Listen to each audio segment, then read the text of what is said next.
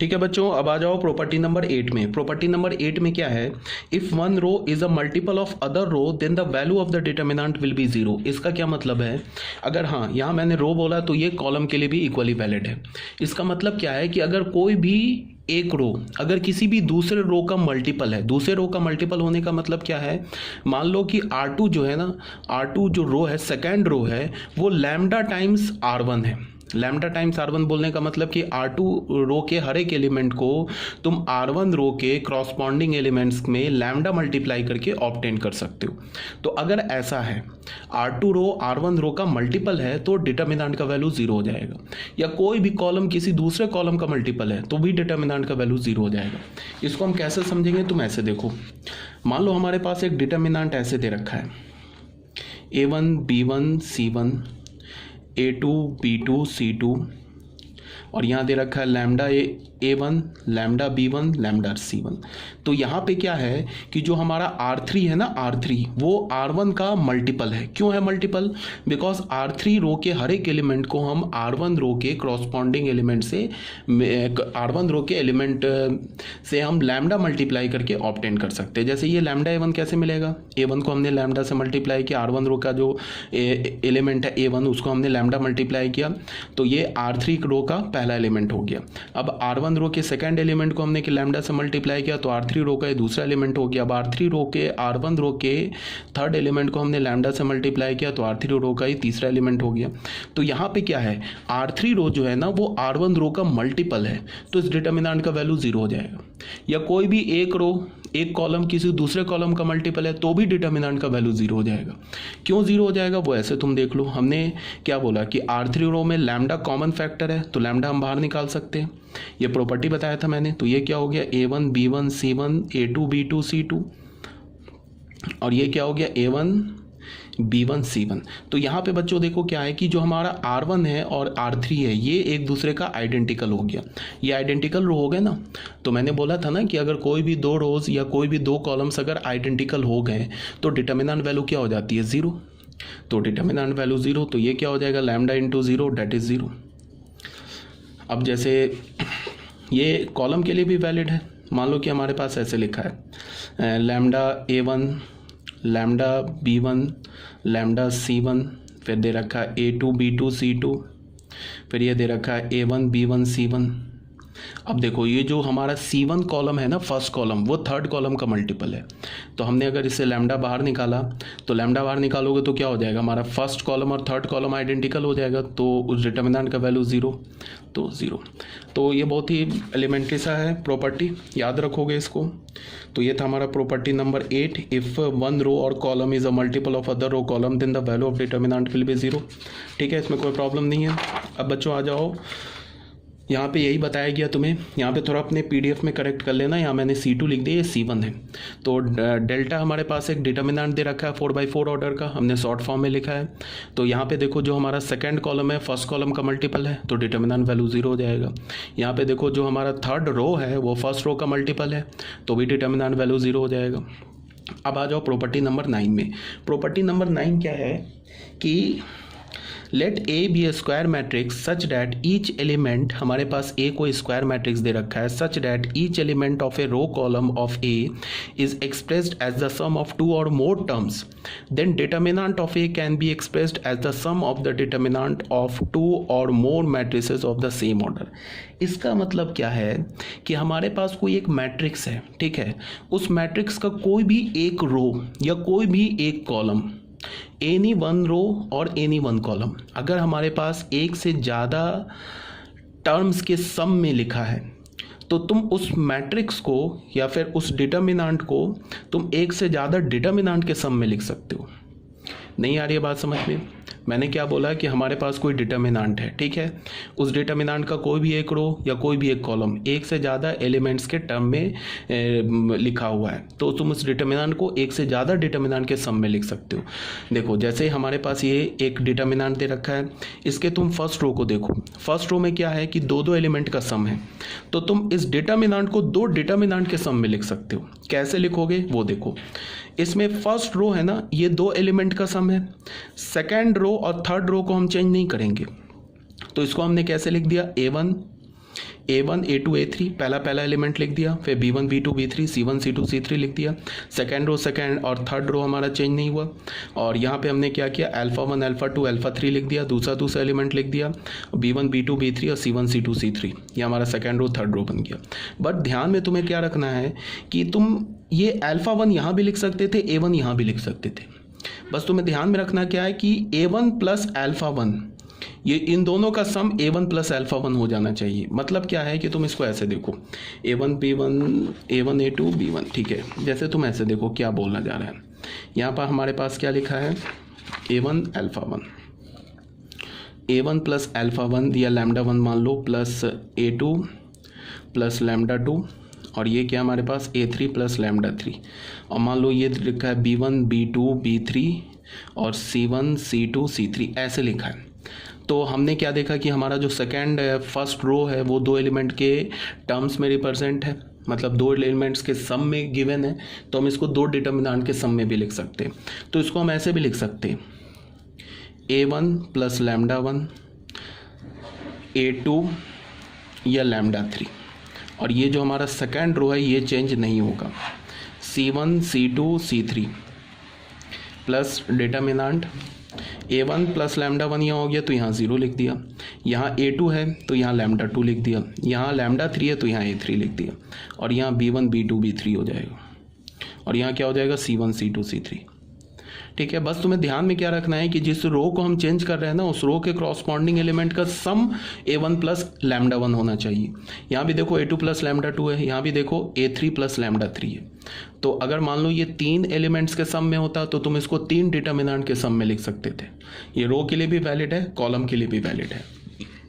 मान लो कि हमारे पास एक डेल्टा ऐसे गिवन है, A1 plus lambda A2 plus mu A3, और यहाँ पे होगा B1 B2 B3 ऐसे गिवन है। ये हो गया हमारे पास C1 C2 C3 ऐसे गिवन है।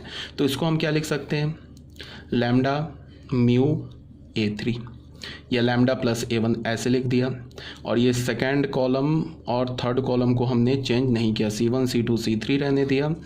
अब प्लस डिटर्मिनेंट लिख दिया, डिटर्मिनेंट यहाँ पे तो ये A1 प्लस λ1 लिख दिया हमने, तो म्यू है तो यहाँ तो 0 आ जाएगा, म्यू है तो यहाँ A2 आ जाएगा, यहाँ A3 है तो यहाँ भी 0 आ जाएगा। अब यहाँ क्या लिख दिया, B1 B2 B3 लिख दिया, और ये C1 C2 C3 लिख दिया। ऐसे करके तुम लिख सकते हो। बस ध्यान में क्या रखना है कि जिस कॉलम को हम चेंज कर रहे हैं ना, उस कॉलम के एलिमेंट्स का जो सम होना चाहिए वो ओरिजिनल डिटर्मिनेंट के कॉलम के इक्वल होना चाहिए। जैसे A1 प्लस लैम्डा है ना यहाँ पे, तो यहाँ भी देखो A1 प्लस लैम्डा प्लस 0, तो ये क्या हो जाएगा A1 प्लस लैम्डा, ये म्यू प्लस A2 हो जाएगा, ये A3 हो जाएगा। ये कॉलम के लिए भी वैलिड है, रो के लिए भी वैलिड है। ठीक है, तो ये भी प्रॉपर्टी हो गई, हमारा था प्रॉपर्टी नंबर 9।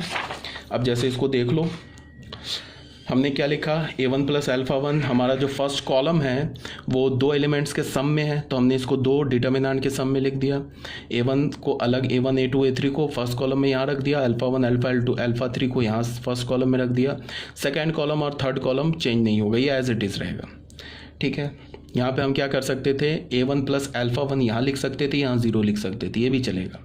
अब यहाँ पे हमारे पास देख लो, शॉर्ट फॉर्म में लिख रहा हूँ मैं, हमारे पास जो फर्स्ट रो है वो क्या लिखा हुआ, R1 प्लस R1 डैश। ठीक है, मतलब फर्स्ट रो जो है वो दो एलिमेंट्स के सम में रिप्रेजेंट है, तो उसको हमने दो डिटर्मिनेंट के सम में कर दिया। यहाँ पे हमारा जो सेकंड कॉलम है C2 प्लस C2 डैश है।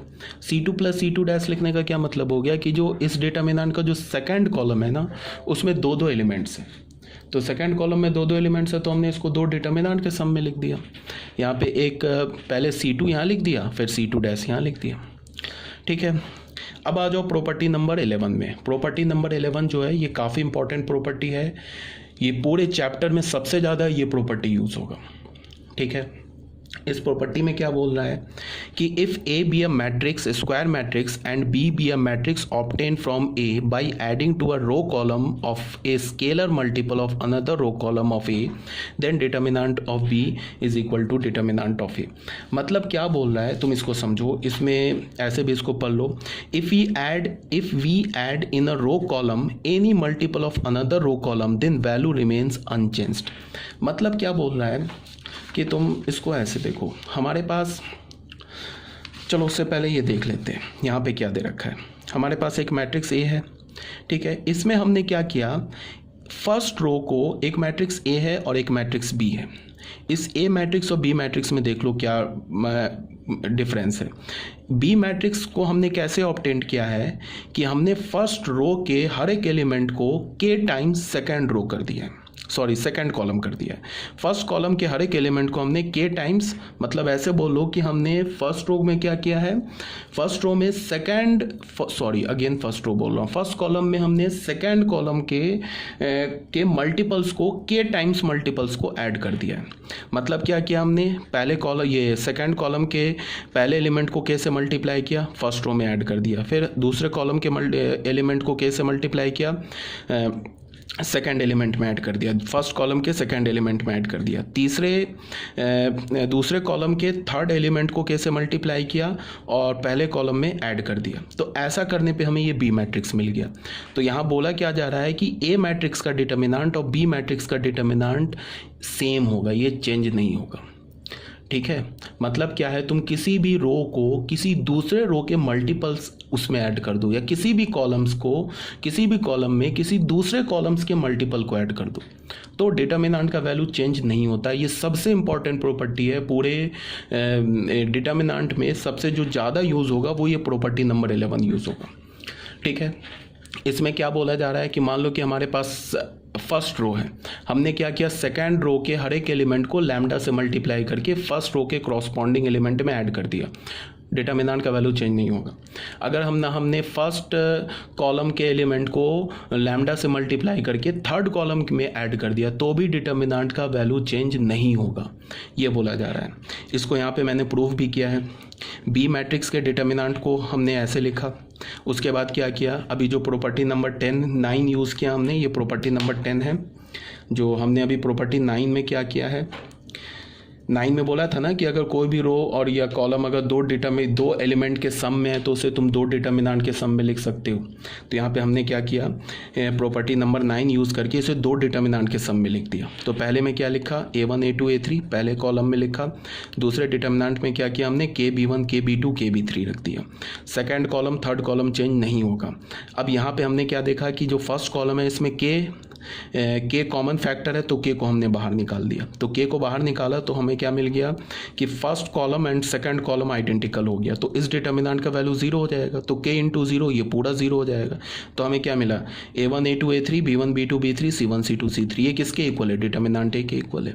तो बी का डिटर्मिनेंट और ए का डिटर्मिनेंट इक्वल आ गया। ठीक है ना। एक बार लास्ट बार और मैं इस प्रॉपर्टी में क्या बोल रहा हूँ कि तुम किसी भी रो के एलिमेंट को किसी दूसरे रो के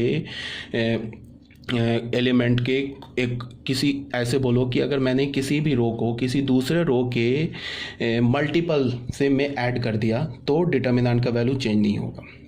ठीक है, या मैंने कोई भी कॉलम उठाया किसी दूसरे कॉलम के उसके मल्टीपल्स उसमें ऐड कर दिए तो डिटर्मिनेंट का वैल्यू चेंज नहीं होगा। ठीक है, किसी दूसरे कॉलम का मल्टीपल ऐड करने का क्या मतलब हुआ कि अगर हमने कॉलम 1 उठाया और कॉलम के 2 के हर एक एलिमेंट को के से मल्टीप्लाई करके कॉलम 1 के क्रॉसपॉन्डिंग एलिमेंट्स में ऐड कर दिया, ठीक है, तो डिटर्मिनेंट का वैल्यू चेंज नहीं होगा। मान लो हमने रो 1 उठाया, रो 3 के हर एक एलिमेंट को के से मल्टीप्लाई करके रो 1 के क्रॉसपॉन्डिंग एलिमेंट्स में ऐड कर दिया तो भी डिटर्मिनेंट का वैल्यू चेंज नहीं होगा। ठीक है, ये सबसे इंपॉर्टेंट प्रॉपर्टी है, याद रखोगे। यहाँ पे जैसे तुम देखो फर्स्ट एग्जांपल तो हो गया, सेकंड में क्या दे रखा है, हमारे पास एक डेल्टा दे रखा है, एक डिटर्मिनेंट दे रखा है 3/3 ऑर्डर का। हमने इस डिटर्मिनेंट में क्या किया कि R1 रो को चेंज किया। ऐसे लिखने का क्या मतलब है, R1 एरो R1 + 2R2। इसका मतलब क्या है कि ये 2 R1 लिखा है ना, इसका मतलब कि R1 रो चेंज हो रहा है। R1 रो में हम क्या कर रहे हैं, R2 के हर एक एलिमेंट को 2 से मल्टीप्लाई करके R1 के क्रॉसपॉन्डिंग एलिमेंट्स में ऐड कर रहे हैं। तो ऐसा करने पे डिटर्मिनेंट का वैल्यू चेंज नहीं होगा। देखो ये R1 का एलिमेंट क्या हमारे पास 1 2 5, R2 में यहाँ हमने 2 मल्टीप्लाई किया तो क्या हो गया 0, 0 को 1 में ऐड किया तो 1 रह गया। अब फिर क्या, यहाँ पे हमने 2 मल्टीप्लाई किया तो हो गया 14, 14 को हमने 2 में ऐड किया तो ये 16 हो गया। या हमने 2 मल्टीप्लाई किया तो 6, 6 + 5 11 हो गया। तो चेंज किसको किया, R1 को चेंज किया। R2 R3 as it is रह जाएगा। तो डेल्टा और डेल्टा 1 की वैल्यू सेम होगी। ठीक है ना। उसके बाद आ जाओ, अब हमने क्या किया कि ये हमारा डिटर्मिनेंट तो डेल्टा 1 हो गया। अब हमने सेकेंड कॉलम को चेंज किया। क्या किया, सेकंड कॉलम में थर्ड कॉलम को -3 से मल्टीप्लाई करके सेकंड कॉलम से सब्ट्रैक्ट कर दिया। मतलब क्या हुआ, थर्ड कॉलम के हर एक एलिमेंट को -3 से मल्टीप्लाई करके सेकंड कॉलम के क्रॉसपॉन्डिंग एलिमेंट्स में सब्ट्रैक्ट कर दिया, तो भी डिटर्मिनेंट का वैल्यू चेंज नहीं होगा। तो यहाँ पे देखो हम चेंज क्या हो रहा है, हमारा सेकंड कॉलम चेंज हो रहा है। हमने इसको मल्टीप्लाई किया 3 से, तो ये क्या हो गया -33, तो 16 - 33 -17। फिर यहाँ इसको मल्टीप्लाई किया 3 से, तो क्या हो जाएगा, 3 से होगा तो 9, 7 - 9 -2। फिर इसको 3 से मल्टीप्लाई किया तो क्या हो गया, 3 से मल्टीप्लाई किया तो 15, तो 2 - 15 -13। या तो तुम ऐसे बोल दो कि थर्ड कॉलम के हर एक एलिमेंट को 3 से मल्टीप्लाई करके सेकेंड कॉलम के क्रॉसपॉन्डिंग एलिमेंट्स में सब्ट्रैक्ट कर दिया, ऐसे बोल लो। या तो तुम ऐसे बोलो कि थर्ड कॉलम के हर एक एलिमेंट को -3 से मल्टीप्लाई करके सेकेंड कॉलम के क्रॉसपॉन्डिंग एलिमेंट्स में ऐड कर दिया, ये भी चल जाएगा। तो यहाँ भी हमारा क्या हो गया, Δ1 Δ2 जो डिटर्मिनेंट मिला है ये Δ1 डिटर्मिनेंट के इक्वल है, और Δ1 किसके इक्वल है, डेल्टा के इक्वल है। इसका मतलब Δ, Δ1 Δ2 तीनों आपस में इक्वल है। ठीक है।